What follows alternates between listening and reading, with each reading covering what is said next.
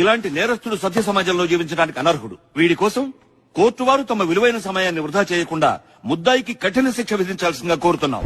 I object your honour. ఏందిరా నువ్వు కోరేది? ఆయన కన్ఫర్మ్ చేసేదే.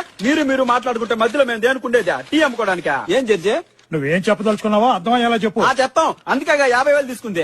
ఇంటికి నా క్లయింట్ మీద ఉన్న ఆరోపణలు ఏంటో. చిల్లర దొంగతనాలు, బ్యాంకు రాబరీలు చేసావా? చేయలేదు రాజా. చేయలేదు అంటున్నాడుగా. ఓకే చేశాడు అనుకుందాం. ఆ మాత్రం దానికి ఉరి శిక్ష చేస్తారా మీరు? నెక్స్ట్. జడ్జి గారు ఉరి అనే మాట అనలేదయ్యా. నేను అనిపిస్తాగా. ఏం కాదు ఉండండి. నెక్స్ట్. బాంబ్ బ్లాస్ట్లు. ఇన్ని చేసినట్టుగా బాంబ్ బ్లాస్ట్ ఒక లెక్క. ఆ మాత్రం దానికి ఉరి చేస్తారని మీరు?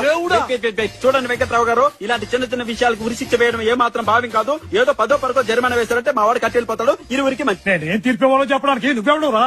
లేకపోతే నువ్వు ఇచ్చే తీర్పుకి పడి పోసేసుకుంటామనుకున్నావా? ఆయన జడ్జి గారు ఏం చేస్తావురా? ఈ తీర్పు చూస్తాను. తీర్పిచ్చి బయటికి ఎలా వెళ్తావో చూస్తాను. కోర్టులో ఒక్క పెట్టి నిన్ను కుమ్మేకపోతే తల్లి తోడు. సార్ అసలు వీడెవడో నాకు తెలియదు సార్.